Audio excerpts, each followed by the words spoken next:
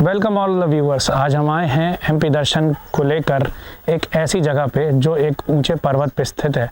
ऊपर आप देख सकते हैं लिखा हुआ है नीलगिरी पर्वत। इस नीलगिरी पर्वत पे एक ऊपर एक बहुत ही भव्य और सिद्ध मंदिर है जो कि प्रभु श्री बजरंगबली का मंदिर है।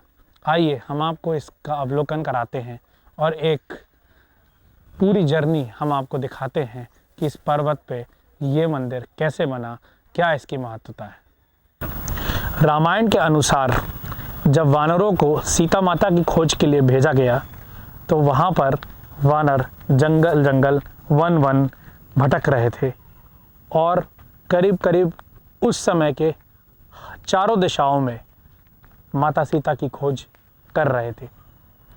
तभी उनको यह पता चला कि सागर पार या समुद्र पार एक सोने की नगरी है जिसका नाम है लंका, जिसका अधिपति है रावण। जब समुद्र तट की ओर वानर सेना पहुंची तो जामवंत जो उस सेना के प्रमुख थे उन्होंने श्री हनुमान जी को अपनी शक्ति याद दिलाई। कही रीछ पति सुनु हनुमाना, का चुप साधी रहो बलवाना। पवन तले पल पावन समाना, बुद्धि विवेक बज्ञान निधाना। कवन सो काज कठिन जगमाही, जो नहीं होई तात तुम पाही। राम काज लगी तब अवतारा, सुनतई भयु बरबताकारा। कनक बरन तन तेज बिराजा, मानव अपर गिरिम कर राजा। सेनाद करी बारंबारा, लील नागो जल ने दिखा। जामवंत ने प्रभु को ये याद दिलाया कि ऐसा कोई भी कार्य जग में नहीं है जो आप कर ना सकें, जो आपसे हो ना पाए। आप अतुलित बल के अधिकारी हैं और ऐसा कोई भी कार्य नहीं है जो आप कर ना पाएं। प्रभु ने यानी श्री बजरंगबली महाराज ने एक छलांग मार लगाई, कहा जय श्री राम, और पूरा समुद्र तल उन्होंने उड़ के पार कर लिया। ये कहानी, ये कथा हमें ये बताती है कि अगर श्री राम जी की भक्ति आपके हृदय में हो और श्री राम जी पे अटूट विश्वास हो तो सिर्फ हनुमान जी ही नहीं, हम उनके भक्त भी कोई भी कार्य आसानी से कर सकते हैं। पहाड़ में स्थित जो ये मंदिर है ये बहुत ही सिद्ध मंदिर है। दूर दराज से लोग यहाँ पर आते हैं और अपनी मनोकामना पूरी करते हैं। हम आपको अब उस मंदिर लिए चलते हैं और हम प्रभु के दर्शन भी आपको कराएंगे और इस मंदिर से जुड़ी हुई कथा कि कैसे ये मंदिर की उत्पत्ति हुई, किसने इस मंदिर को बनाया, कौन इसका देखरेख करता है, ये सब हम आपको बताएंगे। अगर आप मेरे चारों तरफ देखें तो यहाँ पे चारों तरफ एक जंगल जैसा दिखता है और ये जो पहाड़ी है वृक्ष और ग्रीनरी से हरी भरी है। चारों तरफ आपको प्रकृति की विहंगम दृश्य देखने को मिलता है। काफ़ी ऊंचाई होने के कारण यहाँ से आप मेरे हिसाब से पूरा का पूरा शहर अच्छे से देख सकते हैं। जबलपुर में शायद ही ऐसा कोई व्यक्ति होगा जिसको इस मंदिर के बारे में ना पता हो। मध्य प्रदेश का और जबलपुर सिटी का ये अपने आप में एक बहुत ही बहुचर्चित मंदिर है। सावन के महीने में ये लोग यहाँ पर झंडा चढ़ाने आते हैं। कहा जाता है कि प्रभु के श्री चरणों में जब यहाँ झंडा चढ़ता है तो प्रभु जितने भी लोग यहाँ पे झंडा चढ़ाते हैं उनकी मनोकामना पे खासा ध्यान देते हैं। हम यहाँ पर आए हैं आपको इस पूरे मंदिर का अवलोकन कराने और हम ये चाहेंगे कि आप भी आकर इस जगह को देखें, लाभ उठाएं और इस मंदिर से आशीर्वाद पाएं। हम जिस भी मंदिर जाते हैं और जहाँ भी हम मंदिरों का अवलोकन करते हैं, मंदिरों की स्टोरी शूट करते हैं, हमारा एक ही उद्देश्य रहता है कि हम कैसे भी करके उस मंदिर और उस मंदिर के पीछे की जो कहानी है, उसकी उत्पत्ति की कहानी, उसके महत्व की कहानी, उसके पास जो भक्त आते हैं उनकी भावनाएं उनको आप तक पहुंचा सकें। अब हम मंदिर के अंदर उसके गर्भगृह में आ गए हैं।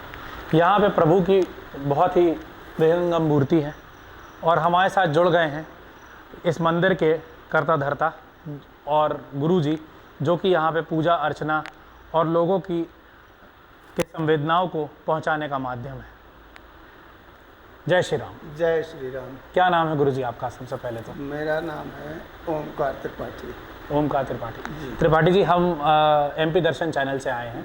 हमारा चैनल जो है मध्य प्रदेश और मध्य प्रदेश के आसपास जितने भी प्रभु के स्थान हैं, जो कि सिद्ध स्थान हैं और जहाँ पे कि लोग बड़ी से बड़ी संख्या में आते हैं, हमारे व्यूवर्स भी जिनके बारे में बताते हैं, वहाँ हम जाके वीडियो बनाते हैं, उस जगह की स्टोरी बनाते हैं और वहाँ और प्रभु के बारे में जो भी हमारी जानकारी एकत्रित होती है उस मंदिर के बारे में, वो हम डालते हैं अपने चैनल पे।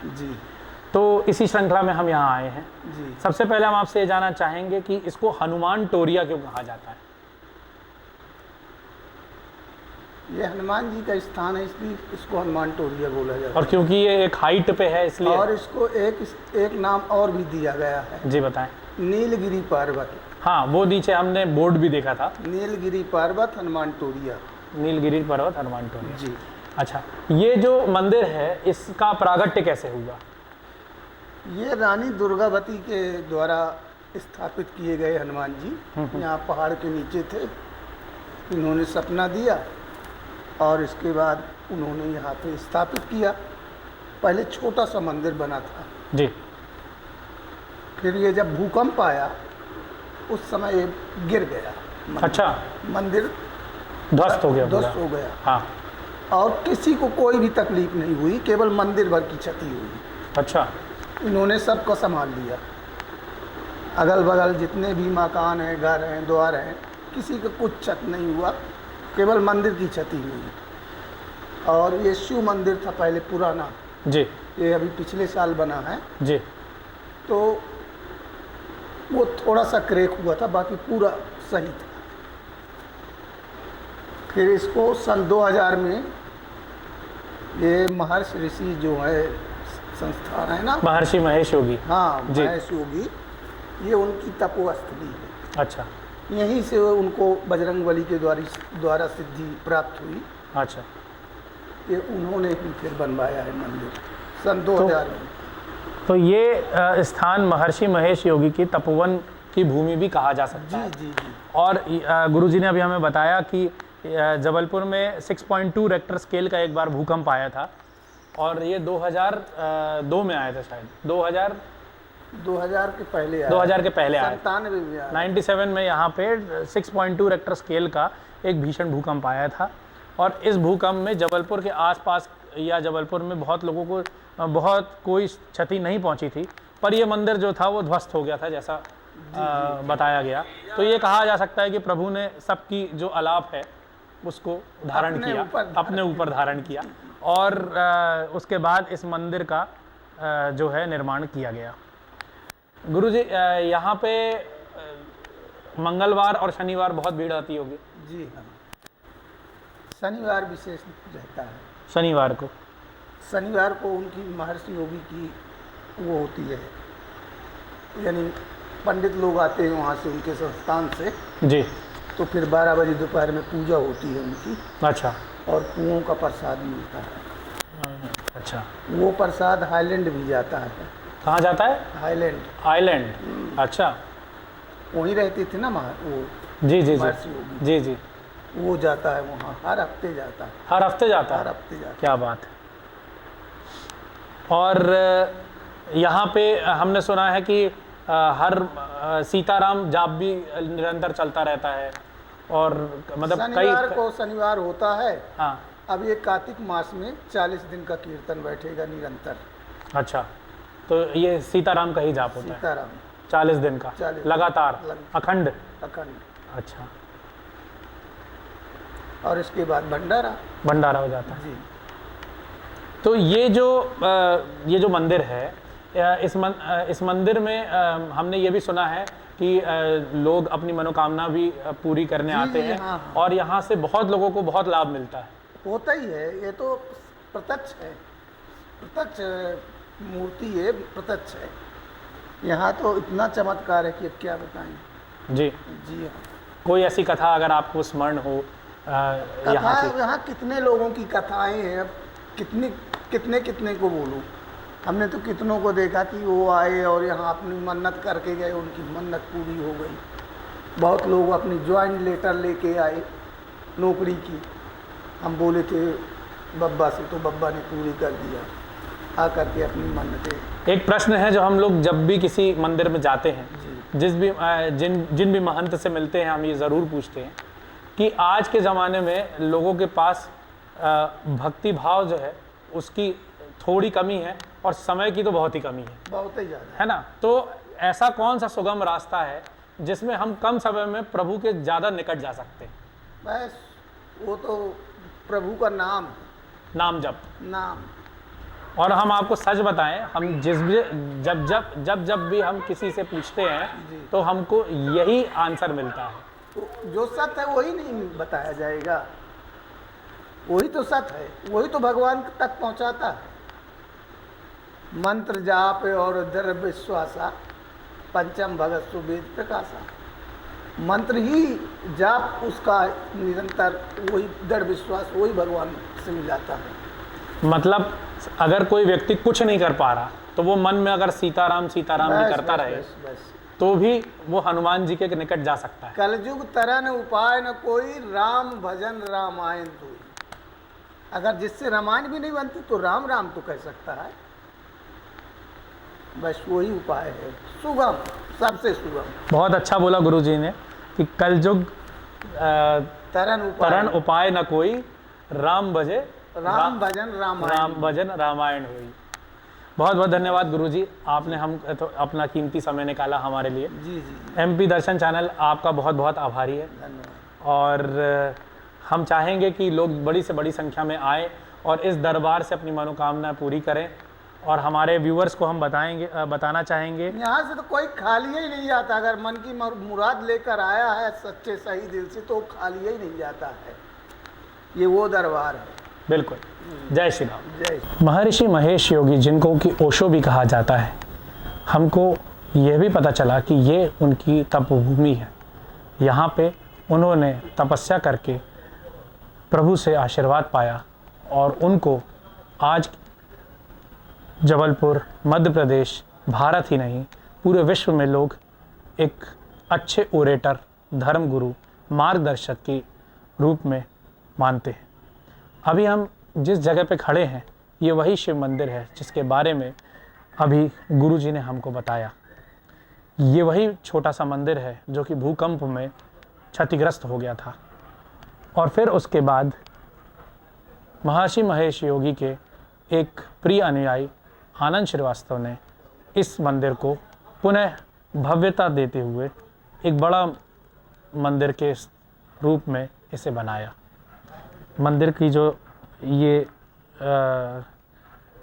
शिवलिंग है ये वही प्राचीन है, वही पुरानी शिवलिंग है, लेकिन जो आकार है वो नया है।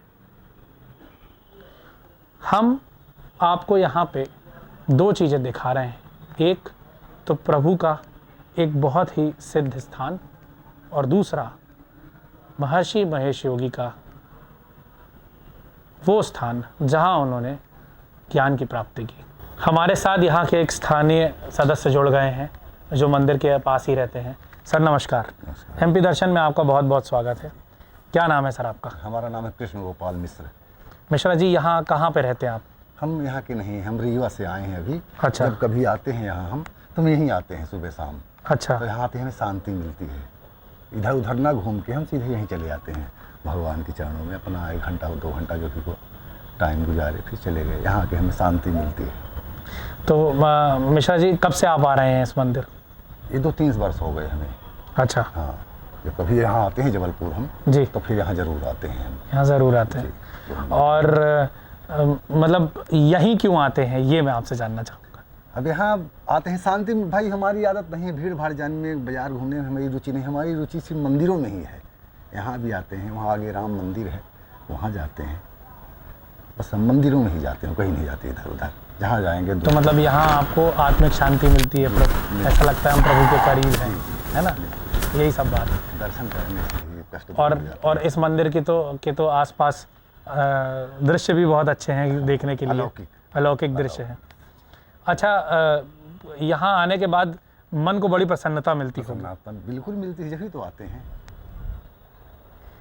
और यहाँ पे कभी आपकी कोई स्पेशल पूजा हुई हो, कभी कुछ किया हो? हमारा कुछ नहीं, हम कुछ नहीं किया। ऐसे आते हैं, भगवान का दर्शन करते हैं, बैठे रहते हैं, घूम घाम लेते हैं, चले जाते हैं। महाराज जी से मिल लेते हैं, थोड़ा बहुत बैठ जाते हैं महाराज जी के पास, बस यही है। मतलब आप निरंतर 2-3 साल से आ रहे हैं यहाँ पे? निरंतर कहा कि जब कभी जबलपुर हम आते हैं, हाँ, तब आते हैं। तब लेकिन ज़रूर आते हैं यहाँ? जरूर, बिल्कुल जरूर आएंगे, आना है हमें यहाँ।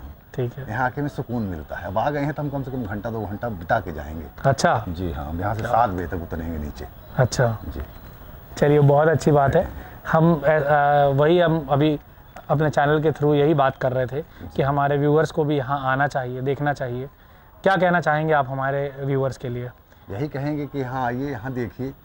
और अगर श्रद्धा हमारी अच्छी है, जाकी रही भावना जैसी, प्रभु मूरत देखी तिन तैसी। अगर हम अच्छे श्रद्धा भाव से अच्छे कर्म छल को त्याग कराएंगे तो भगवान हमारी सुनेगा, ऐसा थोड़ी है। भगवान के पास जाके मांगने की जरूरत नहीं, वो अपने आप सब समझ जाते हैं। हमसे कहने की जरूरत थोड़ी है कि हम कहेंगे कि हमको ये चाहिए। लालच लेके थोड़ी जाया जाता है भगवान के पास। तो सब देखते हैं अंतर्यामी, हमको तो सब पता है हमें किस चीज़ की ज़रूरत है, वो हमें मिलता है। मिश्रा जी ने ये बात बिल्कुल सही कही कि जब आप प्रभु के सामने जाएं तो अपनी बात सामने मत रखें, कुछ जरूरतें नहीं है रखने की, सिर्फ खुद प्रस्तुत हो जाएं और उन पे छोड़ दीजिए कि तुम ही जानी तुम ही दो जनाई, जाना ही तुम ही हुई जाए। और इसी के साथ सर बहुत बहुत धन्यवाद कि आपने हमको अपना समय दिया, बहुमूल्य समय दिया।